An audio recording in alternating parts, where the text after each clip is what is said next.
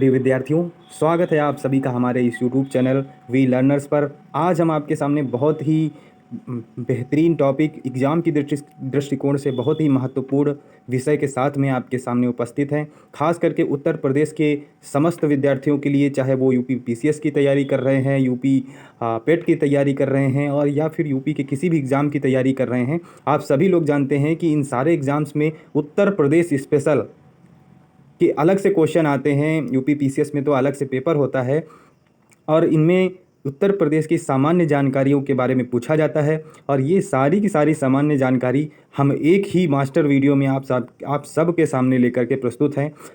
और इस बात की पूरी गारंटी है, दावा है कि आप वस्तुनिष्ठ प्रश्न जितने भी उत्तर प्रदेश स्पेशल से पूछे जाने हैं वो सारे के सारे आप इस वीडियो को देखने के बाद आप कर ले जाएंगे। तो आपका ये जितने भी इससे नंबर आने वाले हैं वो एक वीडियो में पक्के हो जाने हैं। तो इस वीडियो को लास्ट तक देखिए और निश्चित रूप से आपको बहुत ही लाभ होने वाला है। और चलिए हम लोग इस सफ़र को शुरू करते हैं। एक बार फिर से आप सभी का हार्दिक स्वागत है और देखते हैं हम आगे कि उत्तर प्रदेश की सामान्य जानकारी समझते हैं, सारे वस्तुनिष्ठ प्रश्नों की तैयारी करते हैं। अभी पेट का पेपर आने वाला है, अगले ही मंथ है, तो पेट के विद्यार्थियों के लिए रामबाण है। आप ज़रूर इसे देखिए तुरंत ही। चलिए आगे बात करते हैं। तो हम किस राज्य की बात करने जा रहे हैं? उत्तर प्रदेश की बात करने जा रहे हैं। उत्तर प्रदेश की राजधानी लखनऊ, ठीक है। गठन कब हुआ था उत्तर प्रदेश का? 1 नवंबर 1956 में। 1 नवंबर 1956 में इसका गठन हुआ था। क्षेत्रफल कितना है? 2,40,928 वर्ग किलोमीटर। वर्ग किलोमीटर का समझते हैं कि 1 किलोमीटर इधर का, 1 किलोमीटर इधर का, 1 किलोमीटर इधर का, 1 किलोमीटर इधर का, ये जो पूरा बना इसको हम कहते हैं 1 वर्ग किलोमीटर। वर्ग मैथ में आपने पढ़ा होगा, वर्ग का क्षेत्रफल, तो ये वो वर्ग है, ठीक है। तो इसके अंतर्गत जो है इस तरीके के कितने वर्ग हमारे यहाँ बनेंगे उत्तर प्रदेश में? 2,40,928। समझ गए? आगे बढ़ते हैं हम लोग। ये तो ज़िले कितने हैं हमारे यहाँ? 75 ज़िले हैं, 4 संभाग हैं। मंडल कितने हैं? 18 मंडल हैं। और जनसंख्या 2011 के अनुसार, 2011 में हमारी अभी लास्ट जनगणना हुई थी, ठीक है। उसके अभी नई जनगणना हुई नहीं है। तो जो भी आंकड़े अभी तक एग्ज़ाम्स में पूछे जाते हैं वो 2011 की जनगणना के अनुसार ही पूछे जाते हैं। तो 19,98,12,341, लगभग 20 करोड़ है 2011 के अनुसार। अभी तो ये 25 करोड़ के आसपास हो सकती है, ठीक है। आगे बढ़ते हैं हम लोग। राजकीय चिन्ह की बात करते हैं तो हमारे उत्तर प्रदेश का राजकीय चिन्ह क्या है? एक वृत्त के भीतर 2 मछलियाँ और तीर कमान बना होता है, आप देख सकते हैं, ठीक है। वो उसमें से जो हमारा तीर कमान होता है, जो ऐसे तीर कमान बना होता है, आपने देखा होगा। ये जो तीर कमान है ये राम राज्य का प्रतीक है, मतलब कि हमारे यहाँ सुशासन का प्रतीक है एक तरफ से। और दूसरी तरफ जो हमारी मछलियाँ 2 बनी होती हैं वो राज्य में मुस्लिम शासन जो रहा है उसका प्रतीक है, ठीक है। तो हम लोग ये देखते हैं। इसके बाद हम देखते हैं कि राज्य का राजकीय पक्षी कौन सा है? राज्य का राजकीय पक्षी है सारस, ठीक है। सारस आप लोग जानते होंगे। सारस हमारे राज्य का राज्य पक्षी है, बहुत ही सुंदर पक्षी है। और हमारे राजकीय पशु, हमारा जो राजकीय पशु है वो कौन सा है? बारहसिंगा हमारा राजकीय पशु है। राजकीय वृक्ष अशोक का वृक्ष होता है, ठीक है। राजकीय पुष्प पलाश आप देखते होंगे कि ज़्यादातर जंगलों में पाया जाता है। लाल रंग का होता है, गहरे लाल रंग का होता है। और जंगलों में आप कभी देखेंगे जा कर के तो ऐसा लगेगा दूर से कि यहाँ पे आग लगी हुई है, मतलब आग के रंग का होता है बिल्कुल। तो इस पुष्प को जंगल की आग भी कहते हैं, ठीक है। राजकीय खेल कौन सा है हमारा? हॉकी। जैसे कि हमारा राष्ट्रीय खेल है वैसे ही हमारे उत्तर प्रदेश का भी जो राजकीय खेल है वो हॉकी, ठीक है। आगे बढ़ते हैं हम लोग, सामान्य जानकारी समझ लेते हैं उत्तर प्रदेश के बारे में। तो राज्य का एक बार पुनर्गठन हुआ कब? 1 नवंबर 1956 को, जब इसका नाम उस उत्तर पश्चिम प्रांत जो चला आ रहा था 1836 से, ठीक है, और उसके बाद हम देखते हैं उत्तर पश्चिमी आगरा अवध प्रांत इसको कहते थे 1877 से, ठीक। उसके बाद संयुक्त प्रांत इसको कहा जाने लगा, आगरा और संयुक्त प्रांत आगरा एवं अवध 1902 से। फिर इसको केवल संयुक्त प्रांत कहा जाने लगा 1937 से। फिर उत्तर प्रदेश इसका नाम कब पड़ा? 24 जनवरी 1950 को इस प्रदेश का नाम बदल करके संयुक्त प्रांत से क्या कर दिया गया? उत्तर प्रदेश कर दिया गया। इसलिए हम अपना जो उत्तर प्रदेश का स्थापना दिवस है वो किस दिन मनाते हैं? 24 जनवरी को मनाते हैं उत्तर प्रदेश का स्थापना दिवस, ठीक है। हम लोग आगे बढ़ते हैं, राज्य की राजधानी देख लेते हैं, क्योंकि भारत की अभी तो राज्य की राजधानी जो है हमारे वो लखनऊ है, लेकिन हमेशा से लखनऊ नहीं रही है, शुरुआत से लखनऊ नहीं रही है, ठीक है। 1836 में इस प्रदेश की राजधानी जो बनाई गई थी वो आगरा थी। इस प्रदेश की राजधानी 1836 से आगरा बनाई गई। 1836 से लेकर के 1858 तक आगरा ही इसकी राजधानी बनी रही। उसके बाद जो है 1858 में प्रयागराज जो हमारा है, जिसको पहले इलाहाबाद कहते थे, उसे राजधानी बना दिया गया। ये 1858 से लगातार 1921 तक बनी रही, और सही सीधे शब्दों में कहें तो ये 1935 तक लगभग बनी रही, ठीक है। तो प्रयागराज, इसलिए आप देखते हैं कि हमारा हाई कोर्ट भी प्रयागराज में है, और यूपी बोर्ड का मुख्यालय भी प्रयागराज में है। बहुत सारे संस्थान जो हैं उनके हेड ऑफिस कहाँ पे हैं? प्रयागराज में हैं। लंबे समय तक उत्तर प्रदेश की राजधानी रही है। उसके बाद लखनऊ को आंशिक राजधानी पहले बनाया गया था, आंशिक रूप से राजधानी इसको बनाया गया था, शेयर कर दिया गया था एक ब्रांच के तौर पर 1921 में। लेकिन फिर क्या किया गया? लखनऊ को पूर्ण राजधानी बना दिया गया 1935 से, कि भाई अब इसकी राजधानी लखनऊ रहेगी, ठीक, समझ गए ना? हाँ, आगे बढ़ते हैं। राज्य का विभाजन भी हम समझ लेते हैं। तो राज्य का विभाजन जब से राज्य का गठन हुआ है उसके बाद एक ही बार हुआ है, और वो कब हुआ है? 9 नवंबर सन 2000 को, ठीक है। इसमें किया क्या गया था? प्रदेश के जो 13 ज़िले थे, जो पहाड़ी क्षेत्र के ज़िले थे 13, उनको जो है हटा करके, उनको मिला करके एक नया राज्य बना दिया गया था, उत्तरांचल। बाद में उसका नाम बदल के उत्तराखंड रख दिया गया, ठीक है, जिसकी राजधानी देहरादून बना दी गई, ठीक। इसके पीछे प्रशासनिक कारण थे, क्योंकि हम और बाकी जो शेष था वो मैदानी इलाका पड़ता था, और वहीं जो हमारे ये 13 ज़िले थे ये पहाड़ी ज़िले थे, ठीक है। तो प्रशासनिक समस्याएं आती थी, ठीक है।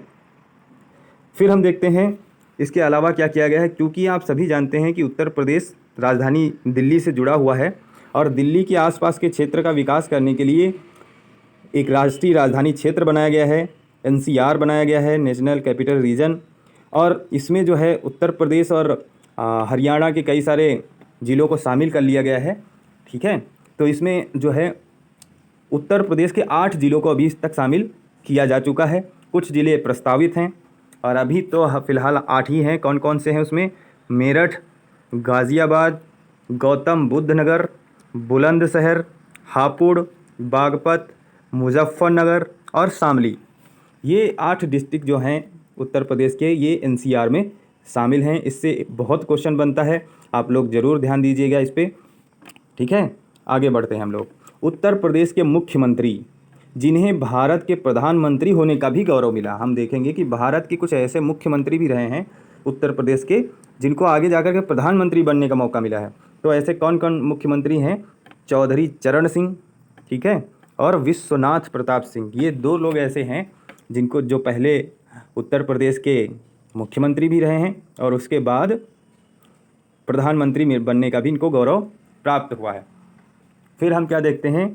उत्तर प्रदेश के ऐसे विधानसभा अध्यक्ष जो मुख्यमंत्री भी बने, ठीक है, विधानसभा अध्यक्ष भी रहे और बाद में मुख्यमंत्री बनने का भी उनको मौका मिला। इसमें कौन कौन है? बनारसी दास और गणपति मिश्र, ठीक है, ये हैं। आगे बढ़ते हैं हम लोग, इनको ध्यान दे देंगे, इन नामों को समझते हुए चलेंगे। फिर हम आते हैं जो हमारी 17वीं विधानसभा भी थी है, उसके जो अध्यक्ष हम देख लेते हैं। विधानसभा अध्यक्ष श्री हृदय नारायण दीक्षित। और इसके अलावा 17वीं विधानसभा में महिला सदस्यों की संख्या 44 है। 17वीं विधानसभा में नेता विपक्ष जो थे अभी, ये श्री गोविंद चौधरी थे, अभी नेता विपक्ष ये हट गए हैं, ठीक है। अब इनके जगह पे अखिलेश यादव हैं, अखिलेश यादव हैं, ठीक है, अखिलेश यादव हैं, ठीक। और प्रदेश में प्रथम बार राष्ट्रपति शासन 25 फरवरी 1968 से 26 फरवरी 1969 तक, मतलब 1 साल तक लागू रहा था। पहली बार राष्ट्रपति शासन लागू हुआ था। आप सभी लोग कमेंट बॉक्स में बताएंगे कि ये राष्ट्रपति शासन किस आर्टिकल के तहत लागू होता है। बहुत पूछा जाता है एग्जाम्स में, बताएंगे, जल्दी से बताएंगे। इसका सही उत्तर है 356, आर्टिकल 356 के तहत राज्य में आपातकाल लागू होता है इस तरीके का, ठीक है। समझ पा रहे हैं आप लोग, ठीक है। आगे बढ़ते हैं हम लोग। राज्य विधानमंडल द्विसदनात्मक व विधायिका। जो हमारा राज्य विधानमंडल है वो कैसा है? द्विसदनात्मक है, ठीक है। या हम विधायिका हमारी है वो द्विसदनात्मक है। विधायिका में विधानमंडल जिसको हम विधायिका बोलते हैं, ठीक है। पहले हम विधायिका को समझते हैं और उसके बाद अभी हम आगे चीज़ें देखेंगे, ठीक है। तो हमारा जो राज्य विधानमंडल है वो द्विसदनात्मक है। हमारी विधायिका द्विसदनात्मक है, जिसमें पहला सदन है विधानसभा और विधान परिषद। विधानसभा और विधान परिषद 2 सदन है हमारे यहाँ, ठीक है। लोकसभा सीटें उत्तर प्रदेश में कितनी हैं? 80 लोकसभा सीटें हैं उत्तर प्रदेश में, ठीक है। सबसे ज़्यादा सीटें हैं लोकसभा की, इससे ज़्यादा सीटें किसी राज्य के पास नहीं हैं। इसलिए कहते हैं कि लोकसभा का चुनाव उत्तर प्रदेश पे सबसे ज़्यादा निर्भर करता है। कहते हैं सत्ता का गलियारा उत्तर प्रदेश से जाता है, ठीक है। फिर राज्यसभा में सीटों की संख्या कितनी है? 31 है, 31 है। ये भी अन्य राज्यों में सबसे ज़्यादा है। राज्यसभा में सबसे ज़्यादा सीटें किसके पास हैं? उत्तर प्रदेश के पास हैं, 31, ठीक है। सर्वाधिक बार विधानसभा अध्यक्ष कौन रहा है हमारे विधानसभा का? तो आत्माराम गोविंद खेर, केसरीनाथ त्रिपाठी, ये दोनों व्यक्ति जो हैं वो 3 बार उत्तर प्रदेश की विधानसभा के अध्यक्ष रहे हैं, ठीक है। इसके अलावा विधानसभा में सदस्यों की कुल संख्या, हमारे यहाँ जो विधानसभा है वो देश की सबसे बड़ी विधानसभा है उत्तर प्रदेश की। इससे बड़ी विधानसभा किसी भी राज्य की नहीं है। तो हमारे यहाँ कितनी सीटें हैं? 404 सीटें हैं विधानसभा में हमारे, ठीक है। जिसमें से 403 निर्वाचित होते हैं और 1 राज्यपाल के द्वारा मनोनीत किया जाता है, ठीक है। तो 403 सीटों में निर्वाचन होता है। इसका मतलब बहुमत का आंकड़ा उत्तर प्रदेश में कितना है? बहुमत का आंकड़ा उत्तर प्रदेश में 202 है, ठीक है। अभी वर्तमान सरकार के पास 268 सीटें हैं, ठीक है। लगभग बहुमत से 66 सीटें ज़्यादा हैं, ठीक। तो आगे हम लोग बढ़ते हैं, विधान परिषद को समझ लेते हैं। अभी हम लोगों ने बात की कि हमारा जो हमारे यहाँ का जो विधानमंडल है वो द्विसदनात्मक है। तो विधानसभा तो हमने समझ लिया, विधान परिषद भी समझ लेते हैं। विधान परिषद में की संख्या कितनी है? 100 है। ये भी विधान परिषद भी हमारा जो है सबसे बड़ा है, ठीक है। और विधान परिषद के मामले में नियम ये है कि ये विधानसभा के 1/3 से ज़्यादा नहीं हो सकता। अगर विधानसभा में हमारे यहाँ 400 सीटें हैं तो 400 मतलब हमारे यहाँ 404 सीटें हैं तो 404 का 1/3 से ज़्यादा नहीं रखा जा सकता, ठीक है। लेकिन अभी हमारे यहाँ 100 सीटें हैं, ठीक। इसका गठन कब हुआ था? 1937 में, जुलाई 1937 में हुआ था, ठीक है। राज्य विधानसभा का जो गठन है, ठीक है, राज्य की विधानसभा का गठन कब हुआ था? जुलाई 1937 में, ठीक है। सर्वाधिक विधानसभा सीट वाला राज्य जिला, ठीक है। हमारे यहाँ विधानसभाओं की टोटल संख्या 403 है जिस पे चुनाव होता है, और उनमें से 12 सीटें केवल और केवल प्रयागराज जिले में हैं, ठीक है, जो सबसे अधिक हैं, सर्वाधिक हैं, ठीक है। सबसे कम विधानसभा सीट वाला जिला, ये इसमें कई ज़िले शामिल हैं। श्रावस्ती है, महोबा है, चित्रकूट है। ये 3 ज़िले हैं ऐसे जहाँ पर केवल 2-2 सीटें ही आती हैं, ठीक है। प्रदेश का पहला केंद्रीय कारागार बरेली, ठीक है, ये बरेली है, बरेली गया है, ठीक। पहला केंद्रीय कारागार है, ठीक है, जेल। आगे बढ़ते हैं। राज्य में राष्ट्रपति शासन कितनी बार लागू हुआ है टोटल? अभी तक 10 बार लागू हो चुका है। हमारे देश में राष्ट्रपति शासन 10 बार लागू हो चुका है। अभी कमेंट बॉक्स में बताएंगे, अच्छा अभी बताया भी था कि राष्ट्रपति शासन किस आर्टिकल के अंतर्गत लगाया जाता है, कमेंट बॉक्स में बताएंगे। राज्य के प्रथम मुख्यमंत्री कौन रहे हैं? राज्य के प्रथम मुख्यमंत्री कौन थे? उत्तर प्रदेश के प्रथम मुख्यमंत्री कौन थे? पंडित गोविंद बल्लभ पंत राज्य के प्रथम मुख्यमंत्री थे। ठीक है, वहीं राज्य के प्रथम मुख्यमंत्री तो सभी को याद होता है, तो इसलिए अब हमारे जो एग्ज़ाम वाले हैं वो भी होशियार हो गए हैं, वो मुख्यमंत्री नहीं पूछते, वो उप मुख्यमंत्री पूछ लेते हैं। ठीक है, तो उप मुख्यमंत्री प्रथम कौन थे? चौधरी नारायण सिंह। ठीक, अब हम देखते हैं राज्य एवं देश की प्रथम महिला मुख्यमंत्री। ठीक है, हमारे राज्य की भी प्रथम थी और देश में भी प्रथम महिला मुख्यमंत्री बनी। ठीक है, वो कौन थी? सुचेता कृपलानी, श्रीमती सुचेता कृपलानी। ठीक है, अब आगे हम देखते हैं अगला, राज्य एवं देश की प्रथम महिला राज्यपाल। ठीक है, सरोजनी नायडू हमारे राज्य की भी प्रथम महिला राज्यपाल थी और देश की भी प्रथम महिला राज्यपाल थी। ठीक है, राज्य की राज्यपाल आनंदीबेन पटेल। तो आप लोग पढ़ते रहिए ऐसा, और एक दिन आप जरूर सफल होंगे। वो कहते हैं ना कि रख हौसला वो मंजर भी आएगा, प्यासे के पास समंदर भी आएगा, थक कर न बैठे मंजिल के मुसाफिर, मंजिल भी मिलेगी और मिलने का मज़ा भी आएगा। तो थक कर नहीं बैठिए, पढ़ते रहिए और इस वीडियो को जल्दी से पूरा कीजिए, और तब जाकर के आपको समझ में आएगा कि आपके नॉलेज में एक नया बूस्ट आया है उत्तर प्रदेश के बारे में। अब आपको सब कुछ आ गया है, आप ये समझ जाएंगे। ठीक है, तो भारत के प्रथम रात्रि वन्यजीव पार्क कौन सा है? ठीक है, तो भारत का जो प्रथम रात्रि वन्यजीव पार्क है, नाइट सफारी पार्क जिसको कहते हैं, वो कहाँ स्थित है? इसका उत्तर बताना है। जल्दी से बताएंगे, सोच के बताओ, जल्दी से बताओ।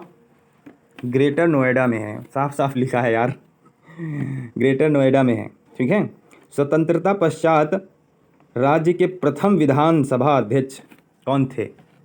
जो स्वतंत्रता जब हमको प्राप्त हो गई उसके बाद जो राज्य का प्रथम विधानसभा अध्यक्ष बना वो कौन था? राजर्षि पुरुषोत्तम दास टंडन जी। ठीक है, ये हमारे प्रथम विधानसभा अध्यक्ष थे। ठीक है, उसके अलावा स्वतंत्रता पश्चात राज्य की प्रथम विधान परिषद सभापति, विधान परिषद जो है हमारी, उसके सभापति कौन थे? श्री चंद्रभाल। ठीक है, ये याद रखेंगे, ये बहुत पूछा जाता है क्वेश्चन।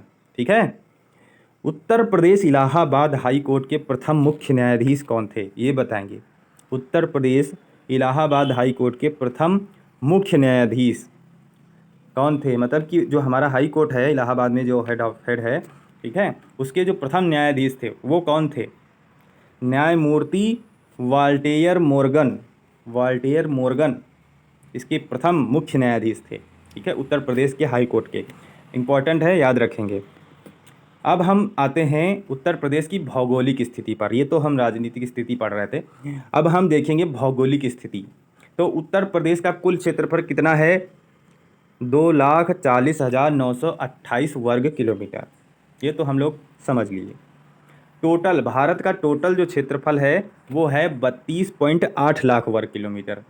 और इसका मतलब कितना लगभग हमारे पास है? उत्तर प्रदेश के पास 7.33% हमारे पास है, उत्तर प्रदेश के पास है।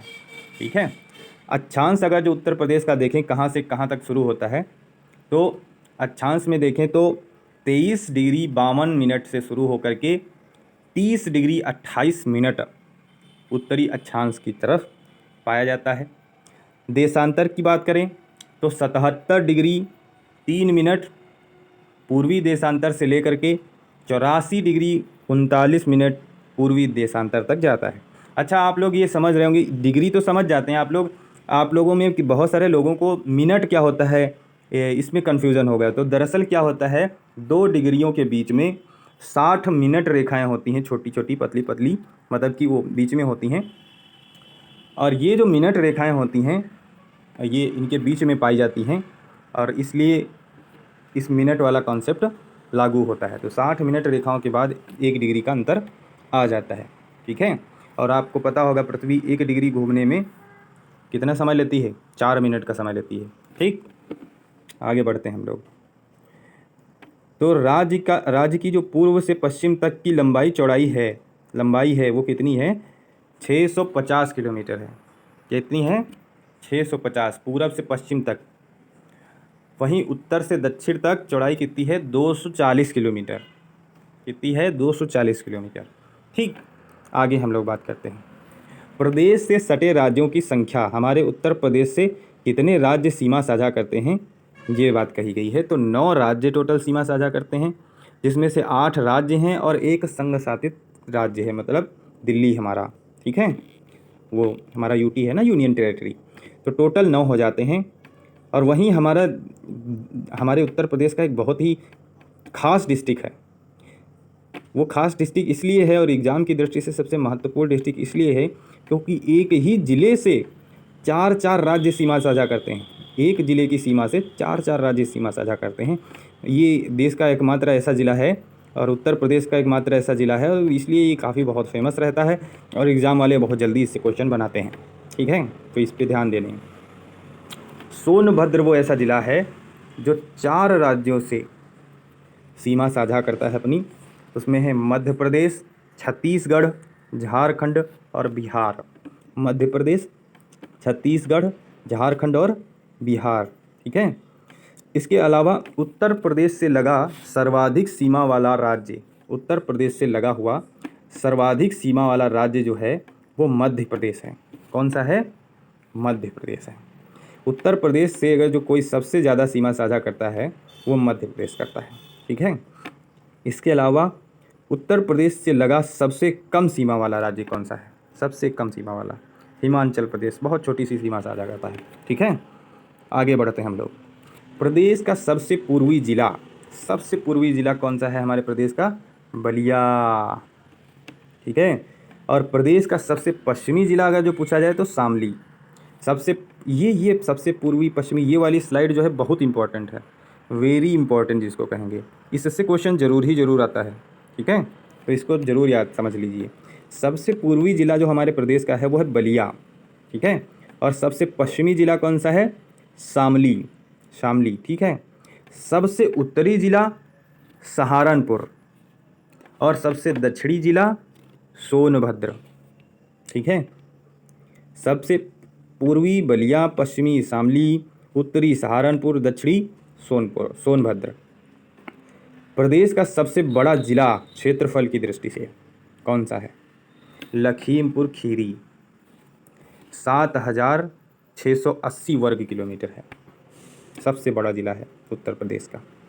ठीक है, लखीमपुर खीरी में एक वन्यजीव अभयारण्य भी है, नेशनल पार्क, राष्ट्रीय उद्यान। वो कौन सा है बताएंगे? कमेंट बॉक्स में बताएंगे।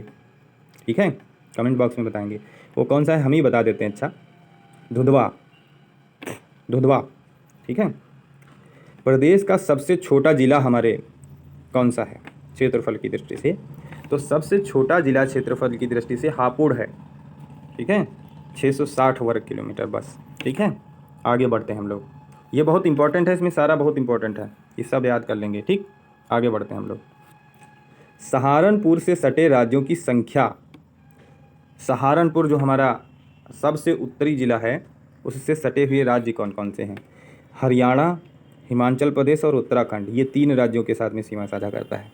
वहीं सोनभद्र 4 राज्यों के साथ में करता है। ठीक है, प्रदेश में कृषि जलवायु क्षेत्रों की संख्या कितनी है? 9 है। प्रदेश में प्रवाहित होने वाली प्रमुख नदियाँ, ये भी याद रखना, नदियों से क्वेश्चन जरूर आता है हर एग्जाम में उत्तर प्रदेश के। कौन कौन सी हैं? गंगा, यमुना, रामगंगा, गोमती, घाघरा। ठीक है, और प्रदेश की सबसे बड़ी नहर प्रणाली कौन सी है? शारदा नहर। ठीक है, शारदा नहर प्रणाली। फिर मध्य प्रदेश से 3 तरफ से घिरा उत्तर प्रदेश का जिला कौन सा है जो 3 तरफ से मध्य प्रदेश से घिरा हुआ है? वो है ललितपुर। ठीक है, ललितपुर वो जिला है। आगे बढ़े हम लोग। उत्तर प्रदेश राज्य की भौगोलिक सीमा रेखा, उत्तर प्रदेश जो हमारा राज्य है उसकी भौगोलिक सीमा रेखा की बात करें तो उत्तर प्रदेश मध्य प्रदेश के साथ में सीमा साझा करता है। मध्य प्रदेश से सीमा साझा करने वाले उत्तर प्रदेश के कितने ज़िले हैं ये भी पूछा जा सकता है। ये पूछा भी जाता है पेपर्स में। तो 11 ज़िले उत्तर प्रदेश के हैं जो मध्य प्रदेश से सीमा साझा करते हैं। इनके नाम समझ लेते हैं। आगरा, इटावा, जालौन, झांसी, ललितपुर, महोबा, बांदा, चित्रकूट, प्रयागराज, मिर्ज़ापुर और सोनभद्र। ये 11 ज़िले ऐसे हैं उत्तर प्रदेश के जो मध्य प्रदेश के साथ में सीमा साझा करते हैं। इनको समझ लीजिए, याद कर लीजिए, ठीक। नहीं तो कम से कम ये संख्या ज़रूर याद कर लीजिए कितने हैं। बिहार के साथ में हमारे 7 ज़िले सीमा साझा करते हैं। कौन कौन से? सोनभद्र, चंदौली, गाजीपुर, बलिया, देवरिया, कुशीनगर और महाराजगंज। ये 7 ज़िले हैं। याद रखिएगा इन चीज़ों को, बहुत पूछा जाता है। आप आगे बढ़ते हैं। उत्तराखंड के साथ में 7 ज़िले उत्तराखंड के साथ में भी हैं। कौन कौन से? सहारनपुर, मुजफ्फरनगर, बिजनौर, मुरादाबाद, रामपुर, बरेली और पीलीभीत, ठीक। हरियाणा से 6 ज़िले सीमा साझा करते हैं। एक सहारनपुर, शामली, बागपत, गौतम बुद्ध नगर, अलीगढ़ और मथुरा।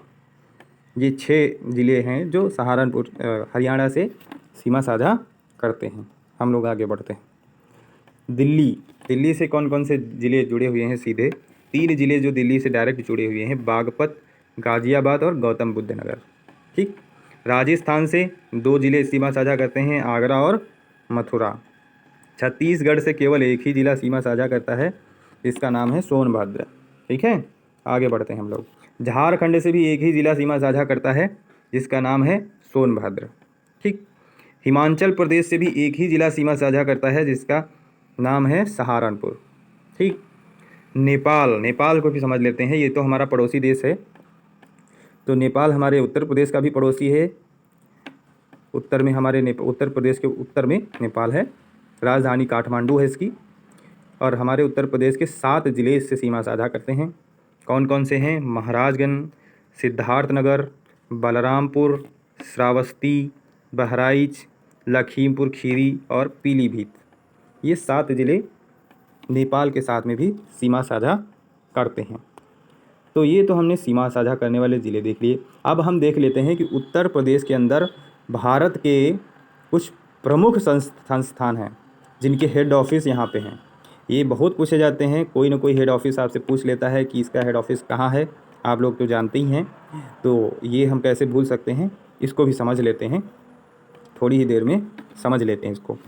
तो कौन कौन से प्रमुख संस्थान हैं? Indian institute of sugar cane Research, जो गन्ना अनुसंधान केंद्र है भारत का, वो उसका जो हेड ऑफिस है, उसका जो केंद्र है वो कहाँ पर है? सेंटर लखनऊ में है, ठीक है। Indian institute of sugar cane research. इसके अलावा central institute for subtropical horticulture का भी ये जो केंद्र है वो कहाँ पे है? लखनऊ में है ये। फिर अगला अगर देखें तो नेशनल शुगर इंस्टीट्यूट कहाँ पर है? नेशनल शुगर इंस्टीट्यूट ये कहाँ पर है? कानपुर में है, ठीक है। ये हमारे कानपुर में है। इसके अलावा भारतीय दलहन अनुसंधान, दालों पे जो रिसर्च होती है, इसका जो मुख्यालय है, सेंटर है, वो कहाँ पर है? कानपुर में है, ठीक है। आगे देखते हैं और कौन कौन सी चीज़ें यहाँ पे हैं। Indian institute of technology IIT बहुत सारी जगहों पर हैं, जिसमें से एक IIT कहाँ पर है? कानपुर में भी है। IIT कानपुर सुना होगा आपने, ठीक है। लक्ष्मीपति सिंघानिया हृदय रोग संस्थान, हृदय रोग का बहुत ही फेमस संस्थान है, ये भी कहाँ पर है? कानपुर में है। भारतीय पशु चिकित्सा अनुसंधान संस्थान जो है, भारतीय पशु चिकित्सा पर, वो इज्जत नगर बरेली में पाया जाता है, स्थित है, ठीक है। उसके अलावा भारतीय सब्जी अनुसंधान संस्थान, भारत की जो सब्जियों पर अनुसंधान जहाँ पर होता है, उसका भी मुख्यालय कहाँ है? वाराणसी में है, ठीक है, बनारस में। भारतीय चारागाह एवं चारा अनुसंधान, लिख लो, भारतीय चारागाह और चारा अनुसंधान भी कहाँ पर है? झांसी में है, झांसी में, ठीक है।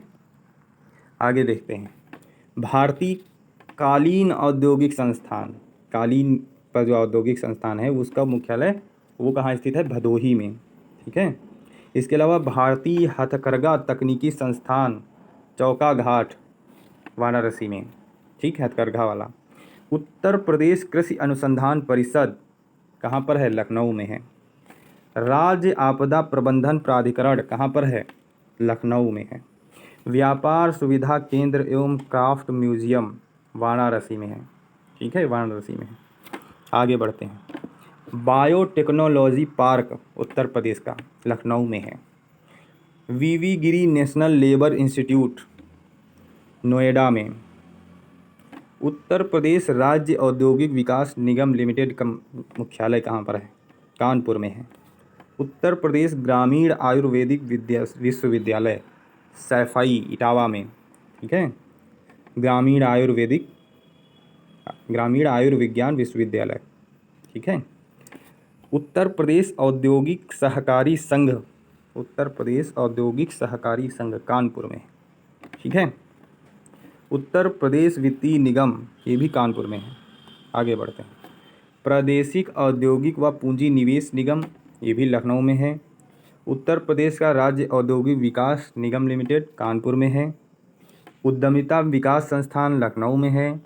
सुगंध एवं सुरस विज्ञान केंद्र कहाँ पर है? कन्नौज में है। आपको पता होगा कन्नौज को इत्र की नगरी बोलते हैं, तो वो बहुत सुगंधित शहर है, इसलिए इत्र पर रिसर्च जो केंद्र है, विकास केंद्र, वो कन्नौज में है। उत्तर प्रदेश वस्त्र प्रौद्योगिकी संस्थान कहाँ पर है? कानपुर में है।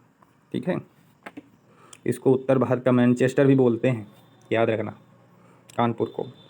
उत्तर प्रदेश लघु उद्योग निगम लिमिटेड कहाँ पर है? कानपुर में है। ठीक है। उत्तर प्रदेश निर्यात निगम लिमिटेड लखनऊ में है। राज्य चर्म एवं विकास विपणन लिमिटेड आगरा में है। उत्तर प्रदेश इलेक्ट्रॉनिक्स निगम लिमिटेड लखनऊ में। राजकीय चीनी मिट्टी पात्र विकास केंद्र चुनार व खुर्जा 2 जगह पर है। उत्तर प्रदेश हस्तशिल्प विकास एवं विपणन निगम कहाँ पे है? लखनऊ में है। उत्तर प्रदेश राज्य औद्योगिक विकास प्राधिकरण कहाँ पर है? कानपुर में है। उत्तर प्रदेश की अब हम प्रशासनिक इकाइयों को समझ लेते हैं। अच्छा, ये बहुत ही इंपॉर्टेंट सेक्शन फिर से आ गया। इससे बहुत ही ज़्यादा क्वेश्चंस आते हैं। पूरी प्रशासनिक इकाइयों को समझेंगे हम लोग। तो प्रशासनिक इकाइयों में देखेंगे तो जिलों की संख्या देखते हैं 75, कितनी? 75 है। मंडल कितने हैं? 18 हैं। विशेष क्षेत्र प्राधिकरण कितने हैं? 5 हैं। ग्राम पंचायतों की संख्या 59,163 टोटल ग्राम पंचायतें हैं। तहसीलों की टोटल संख्या 350 है। 2018 के अनुसार ये आंकड़ा है। नगर पंचायतों की संख्या 437 है। नगर पालिका परिषद 198 हैं 2018 के अनुसार। नगर निगम 17 हैं। ठीक है। क्षेत्र पंचायतों की संख्या कितनी है? 821 2018 के अनुसार। न्याय पंचायतों की संख्या कितनी है? 8135 2018 के अनुसार। ठीक है। आगे हम देखते हैं टोटल विकास खंड कितने हैं? 822 हैं। उत्तर प्रदेश राज्य विद्युत परिषद का गठन जो है वो कहाँ हुआ है, कब हुआ है? 1959 में हुआ है ये विद्युत परिषद का गठन।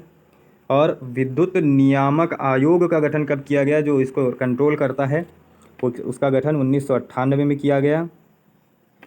राज्य में एनटीपीसी की गैस आधारित जो तापीय परियोजनाएं हैं वो 3 हैं उत्तर प्रदेश में। कहाँ कहाँ हैं? औरैया में, आंवला में, ददरी में। ठीक है।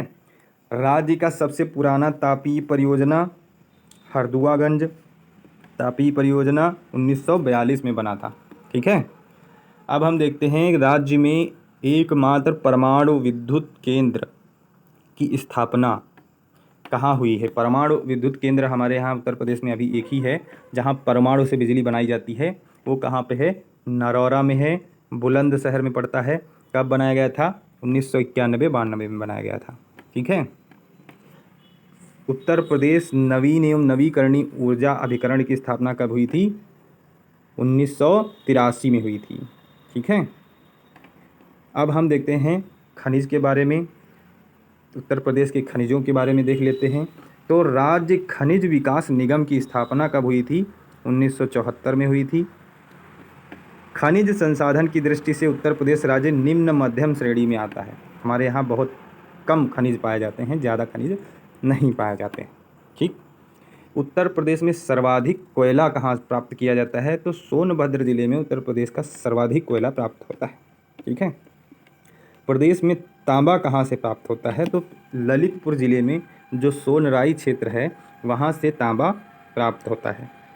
अब हम अगर जो बात करें परिवहन एवं संचार की, तो हमारे यहाँ राष्ट्रीय राजमार्गों की लंबाई की दृष्टि से प्रदेश का जो स्थान है वो फर्स्ट स्थान है, प्रथम है। सबसे ज़्यादा राजमार्ग हैं, चाहे वो राष्ट्रीय हों चाहे वो राज्य राजमार्ग हों। ठीक है। इसके अलावा उत्तर प्रदेश राज्य राजमार्ग प्राधिकरण का गठन कब किया गया था? 2004 में किया गया था। आगे बढ़ते हैं हम लोग। यमुना एक्सप्रेस वे औद्योगिक विकास प्राधिकरण का गठन कब किया गया था? 2001 में किया गया था। प्रदेश का सबसे लंबा राजमार्ग कौन सा है?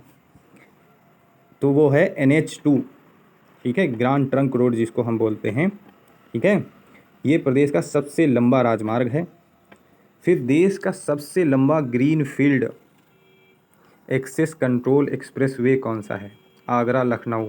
ठीक है, आगरा लखनऊ एक्सप्रेस वे लंबाई कितनी है? 302 किलोमीटर। उत्तर प्रदेश राज्य सड़क परिवहन निगम, जिसकी हम डिपो बसेस चलती हैं उत्तर प्रदेश, जिस पे लिखा होता है आप हर कदम आपके साथ। इसकी स्थापना कब हुई थी? 1972 में हुई थी। ठीक है, 1972 में हुई थी।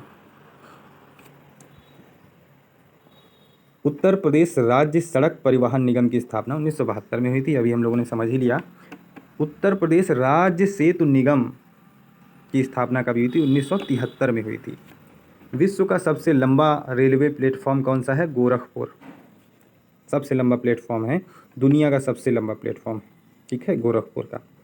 Lucknow metro rail corporation limited, जो हमारी लखनऊ में मेट्रो शुरू हुई थी, इसका गठन कब किया गया था? 2013 में किया गया था। ठीक है, उस समय अखिलेश की सरकार हुआ करती थी, अखिलेश जी की सरकार हुआ करती थी। ठीक, और तब मेट्रो का बनाई गई थी। आगे बढ़ते हैं हम लोग। लखनऊ मेट्रो का व्यावसायिक संचालन कब प्रारंभ हुआ? 5 सितंबर 2017 से। ठीक है, इसके अलावा रेल संरक्षा आयोग का मुख्यालय जो है वो कहाँ पर है? लखनऊ में है। राज्य में जो प्रथम रेलगाड़ी चलाई गई थी हमारे उत्तर प्रदेश में, वो 1859 में चलाई गई थी। कहाँ से कहाँ तक चलाई गई थी? प्रयागराज से कानपुर। आपको ये नहीं पता होगा, देश में जो पहली रेलगाड़ी चलाई गई थी वो 1853 में चलाई गई थी, मुंबई से ठाणे। ठीक है, वो तो आपको याद होगा। लेकिन हमारे प्रदेश में, जिस प्रदेश में आप रहते हैं, इस उत्तर प्रदेश में जो पहली रेलगाड़ी चली वो 1859 में चली। कहाँ से कहाँ तक चली थी? प्रयागराज से कानपुर तक चली थी। ठीक है, अब हमारे प्रदेश में जो कुल रेल नेटवर्क है वो 9166 किलोमीटर है, जो देश में भी प्रथम है। किसी भी राज्य में इतना रेल नेटवर्क नहीं है। प्रदेश में 15 मई 1947 को बस सेवा प्रारंभ की गई थी। ठीक है, 15 मई 1947 को प्रथम बस सेवा हमारे उत्तर प्रदेश में प्रारंभ की गई थी। ये भी आप सभी को नहीं पता होगा। 15 मई 1947 को, और कहाँ से कहाँ पहली बस कहाँ से कहाँ चली थी बताएं? बहुत ही इंटरेस्टिंग क्वेश्चन है। पहली बस जो है वो लखनऊ से बाराबंकी के मध्य चली थी। ठीक है, कहाँ चली थी? लखनऊ से बाराबंकी के मध्य। ठीक है, आगे बढ़ते हैं हम लोग। पूर्वांचल एक्सप्रेस वे जो है, जो बन रहा है, उसकी लंबाई कितनी है? 340 किलोमीटर। अब हम, अच्छा एक इम्पॉर्टेंट फिर से प्रश्न, लखनऊ दूरदर्शन की स्थापना कब हुई थी? जो हम दूरदर्शन पढ़ते हैं ना, सुनते थे हमारे बाबा लोग और पापा लोग, उस दूरदर्शन की स्थापना कब हुई थी? 17 नवंबर 1975 को।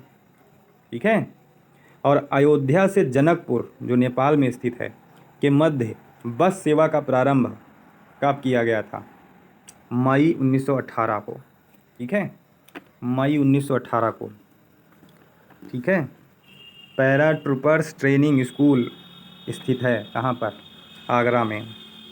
आदित्य बिड़ला ग्रुप ने निजी हवाई अड्डा विकसित किया। ठीक है, हमारे यहाँ एक निजी हवाई अड्डा भी है आदित्य बिड़ला ग्रुप का, जो कहाँ पर है? म्योरपुर सोनभद्र में। ठीक है, और देश का पहला मल्टी मॉडल टर्मिनल रल्हुपुर वाराणसी में बनाया गया है। ठीक है, अब हम देखते हैं कि प्रदेश में लखनऊ आकाशवाणी केंद्र, इसकी स्थापना कब हुई थी?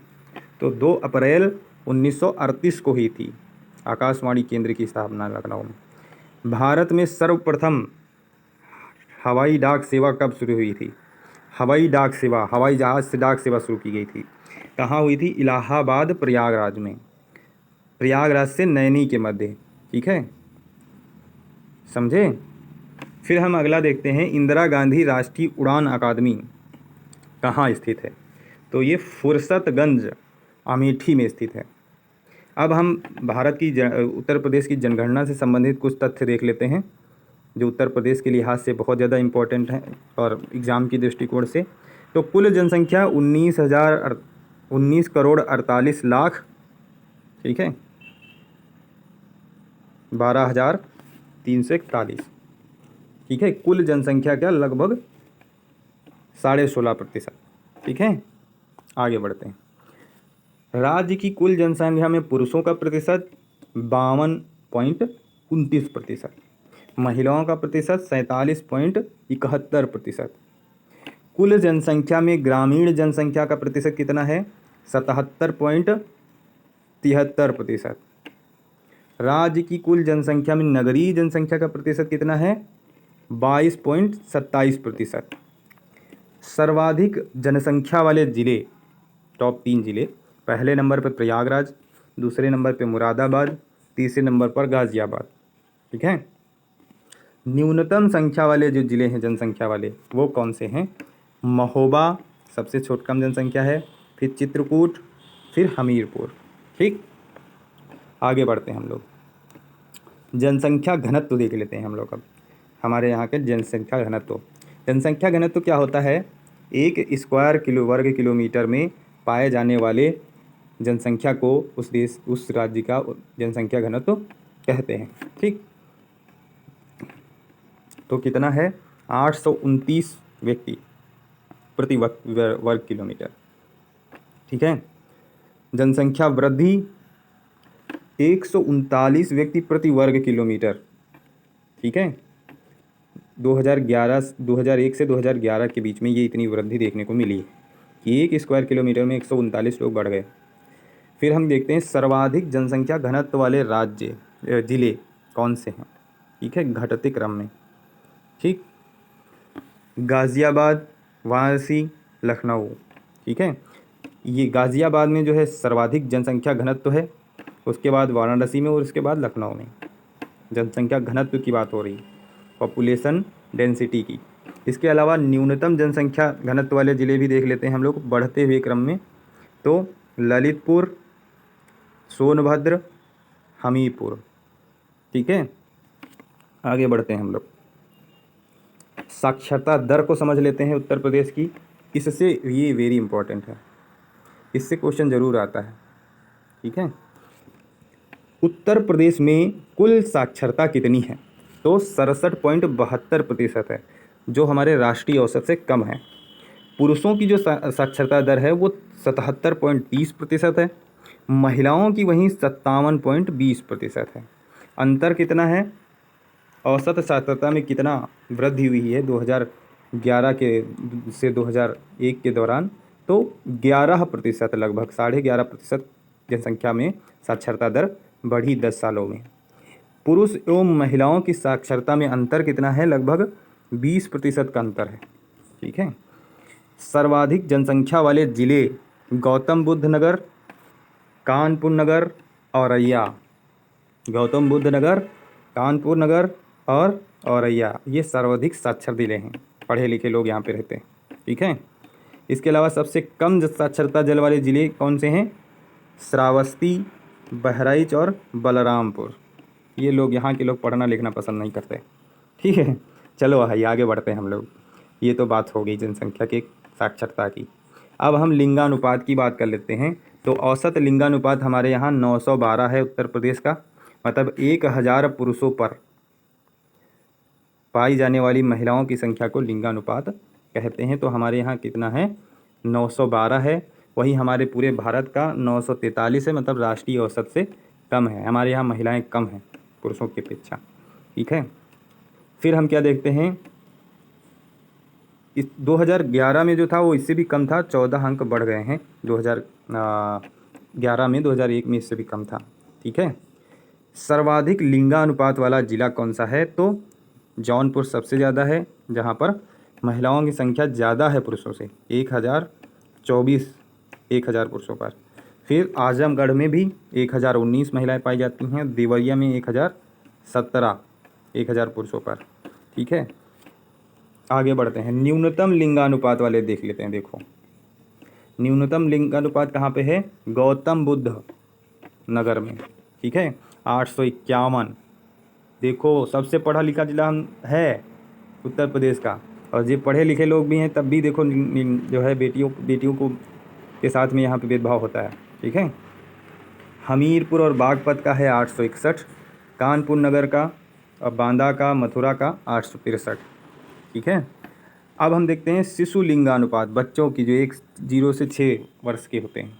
ठीक है, तो 901 है। ठीक है, राज्य में जो सबसे कम शिशु लिंगानुपात है वो बलरामपुर और बागपत ज़िले में पाया जाता है। आगे बढ़ते हैं हम लोग। दशकीय वृद्धि दर जनसंख्या की देखें तो 2001 से लेकर के 2011 तक कितनी रही? 20.23% रही है। औसत वार्षिक वृद्धि दर जो है वो 1.85% है।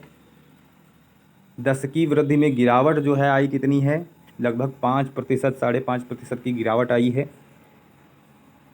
पुरुषों और महिलाओं में वृद्धि दर क्रमशः पुरुषों की संख्या में वृद्धि हुई है 19% की, और महिलाओं की जनसंख्या में वृद्धि 21% की रही। ठीक है, आगे बढ़ते हैं हम लोग। सर्वाधिक दशकीय वृद्धि दर वाले ज़िले जो हैं वो गौतम बुद्ध नगर, गाज़ियाबाद और श्रावस्ती। देख लीजिए, गौतम बुद्ध नगर सबसे पढ़ा लिखा है, सबसे ज़्यादा जनसंख्या बढ़ा रहा है और गाज़ियाबाद भी पीछे नहीं है। ठीक है, जनसंख्या और श्रावस्ती। और न्यूनतम दशकीय वृद्धि वाले ज़िले देखो, कानपुर नगर, हमीरपुर और बागपत, यहाँ कम जनसंख्या बढ़ती है। अनुसूचित जातियाँ, उत्तर प्रदेश में कुल जनसंख्या में अनुसूचित जाति का जो प्रतिशत है वो 20%, लगभग 20.69% अनुसूचित जाति। ठीक है, देश में जो सर्वाधिक अनुसूचित ये मिसप्रिंट हो गया है। ठीक है,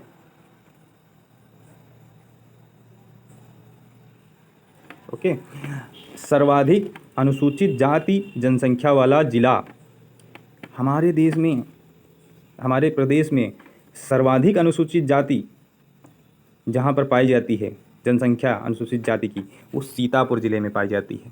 ठीक है, वो भाई हमारा ज़िला है सीतापुर, यहीं पे। ठीक, इसके अलावा सबसे कम अनुसूचित जाति की जनसंख्या वाले ज़िला है वो बागपत है।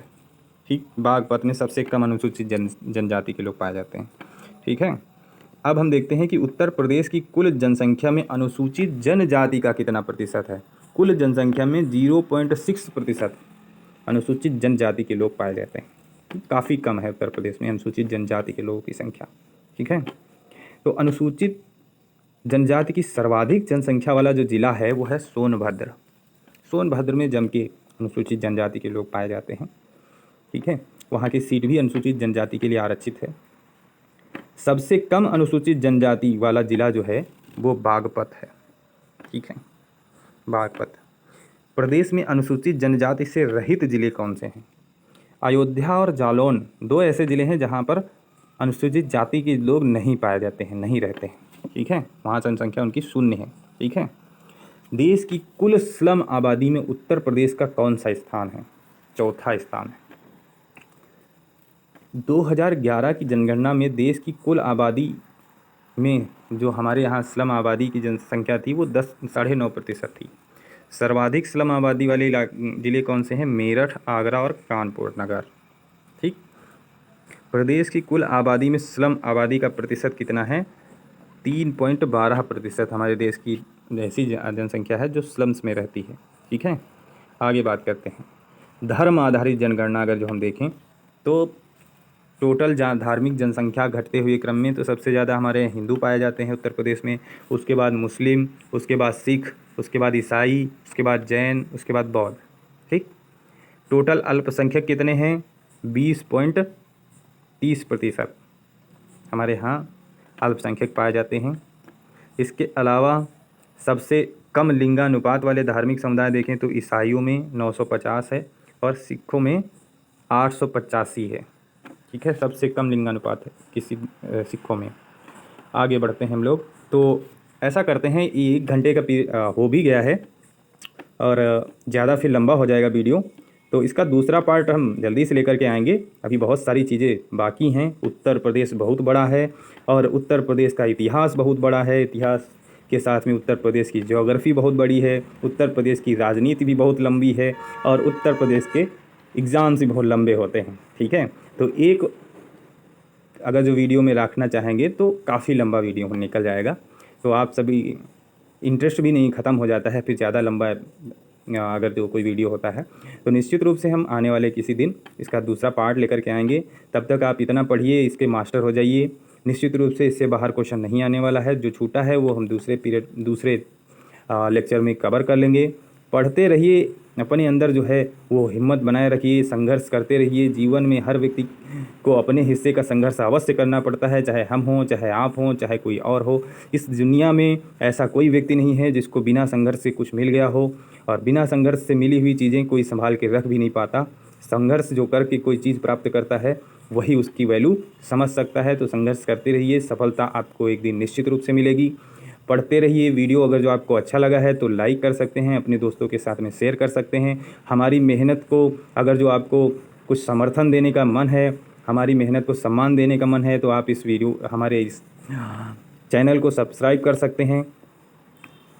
इतना ही निवेदन है आप सभी से, कृपया सपोर्ट कीजिए और हंसते रहिए, खेलते रहिए, पढ़ते रहिए, स्वस्थ रहिए।